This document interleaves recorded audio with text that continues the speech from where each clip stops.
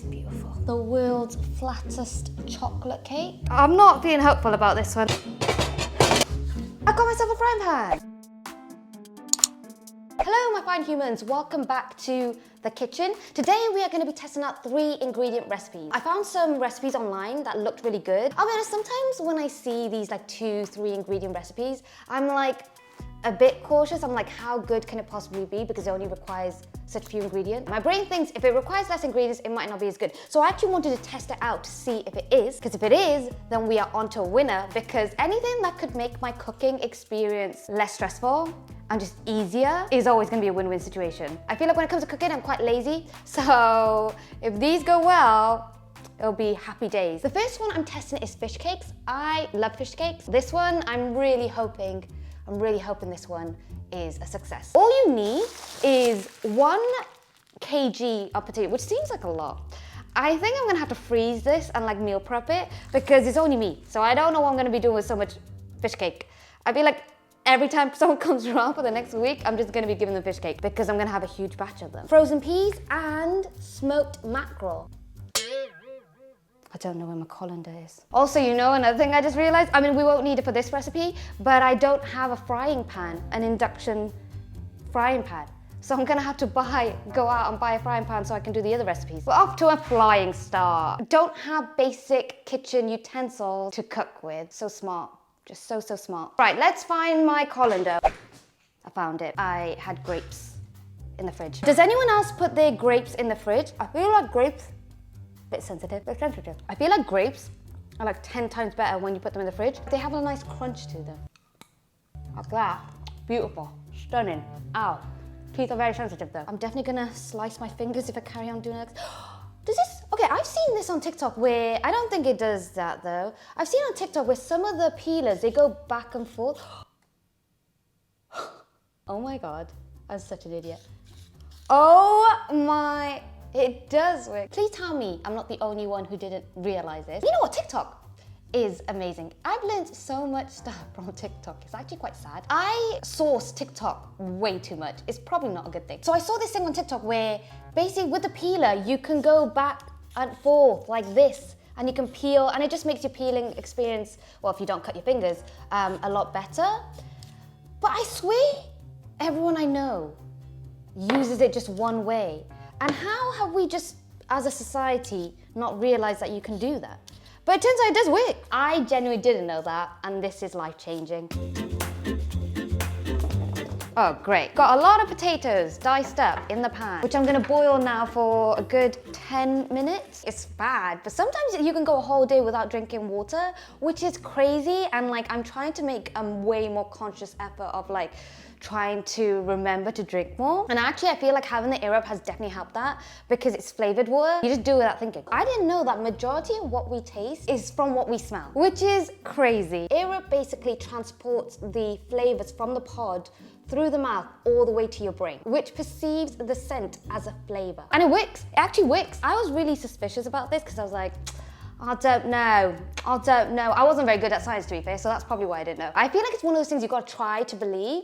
And I tried it, and now it's like wild. I will say though that the flavor is very subtle. It's not like drinking squash. Like, let's be realistic. You fill up the ear-up bottle with water, then you put the straw and the mouthpiece on, and then you attach the pod on top. And you kind of have to lift it slightly so that it activates the pod. And then when you drink the water, you can taste the scent. It's scent-based taste. What I like about this is like, it's not like a regular water bottle because it has so many different flavors. So like, I feel like that encourages me to drink more water. So far, it's been really good. Like I've been drinking way more. Like I've drunk all of this already, just whilst I've been like doing my thing. There are so many flavors to choose from as well. My personal favorite is the iced tea peach. Definitely try it out for yourself and let me know what you think. The link is in the description box. And I think my potatoes are done.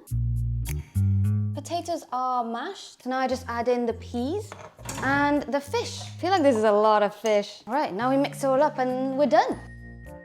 Just get a dollop like that, and then I'm just gonna make them into fish cake. Yeah, that's cute. Look how much I made though. This is enough to feed a village. We have 6 fish cakes. Whoa, I actually think this turned out really well. Now I'm gonna make these in the air fryer. I think it's done. I think they're done. Wow, presented so beautifully. Oh my God, they're so cute. They're so cute. I love them so much. Does anyone else get emotionally attached to the food that they make? Oh, it smells good, therefore it must taste good, because as we've learned, this is basically a science lesson today, guys. We're in science class. They smell really good. So already I know they're gonna taste really good. So I'm very excited. Oh my God, these are really, really flavorful. And I was worried because I didn't actually put any seasoning in this, but I think because the mackerel is quite a salty fish, it actually tastes so good. Holy smokes, this is really, really good. This is really, really good. I ate a bit of my hair, but it's still good. Ew, I'm sweating as well.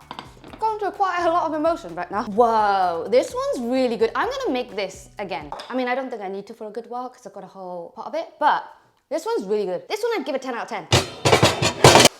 I got myself a frying pan, an induction frying pan.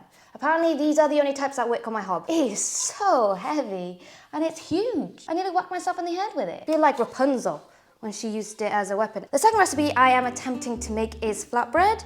For this you will need plain flour, baking powder, and yogurt, which I've already put in a cup. Preferably you should get non-flavored yogurt. In this bowl, I have 1 cup of plain flour and 2 teaspoons of baking powder. Then you just mix all that up like so, and then you add 1 cup of yogurt onto that.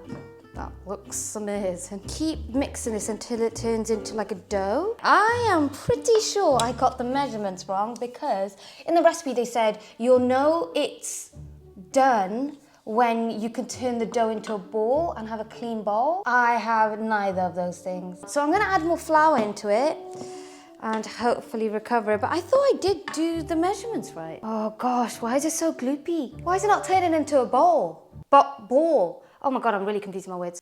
Oh, okay. I just read the, oh great. I just read the recipe again and it said 1 cup, but you might not need to use the whole cup depending on the type of yogurt you got. So I'm assuming I didn't actually need to put the whole cup in because the type of yogurt I got, I didn't need the whole cup, and that's why it's not doing the same consistency. When you're looking at a recipe, make sure you read the whole thing and not just the measurement part. I'm not being hopeful about this one, I'll be honest with you. Oh my God, it's not how her one looks. Here is my dough. So I basically have to cut this into 6 pieces.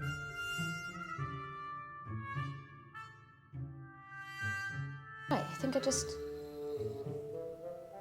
So this is the final result. This is not what it's supposed to look like. This one has just been a giant fail. It literally tastes like nothing, but I mean, it is bread technically. I mean, it's not bad.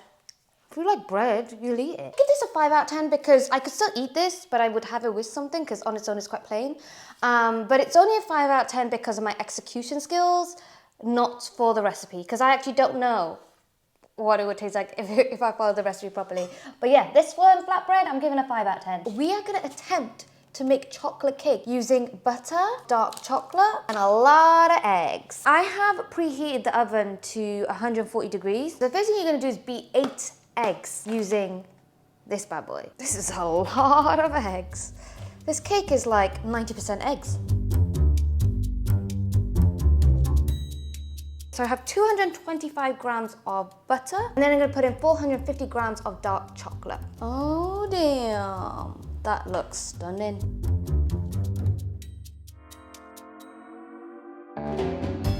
The recipe has said to cover the tin with tin foil and then to fill the tray, 1/3 of it, with boiling water. This doesn't seem to be filling up, you know. Why does this look like it's not filling up? But I'm gonna now put this in the oven for an hour and hopefully we end up with a cake. We shall see in an hour if we get a chocolate cake or not. It's hot.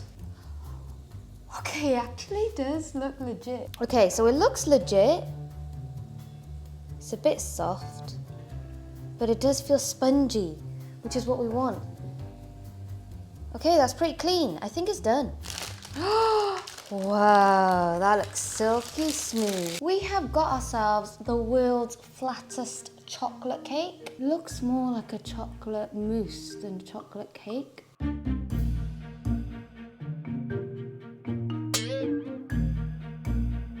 very eggy. I mean, it's edible. Actually, no, it's not so bad. It's actually not so bad. It's not so bad. I feel like I would eat this with ice cream and it'll be fine. Considering I only use 3 ingredients, this actually isn't so bad. You know what? The more I eat it, the more I like it. For a 3-ingredient cake, I would give this a 7 out of 10. Final recipe is gonna be a Spanish tortilla. For this, you're gonna need 600 grams of potatoes, 5 eggs, and olive oil.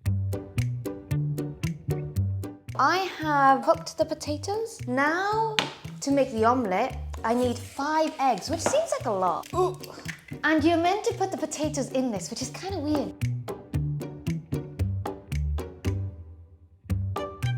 I have to somehow flip this over without burning my hand. I don't know how that's even possible. Like, surely if I flip it over, I'm gonna burn myself. Oh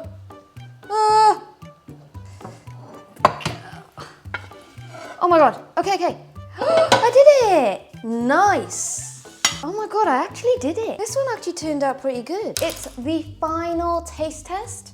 I want to get in the middle. Oh, that is beautiful. The texture. Guys, I think I've done a smashing job of this one. That looks really good. That is banging. We ended on a good note, so we love that. I would recommend you guys try this one out as well. I think this one's really good. All in all, 3-ingredient recipes really came through. I feel like most of them have been a success. I hope you guys enjoyed this video. Let me know if you would like me to try more recipe videos. And that, I love you lots. Please know they matter, and I shall see you guys next time. Thanks for watching. Bye. I think it's about time for me to go. Like I dive deep. Like I'm last week night with the flow here.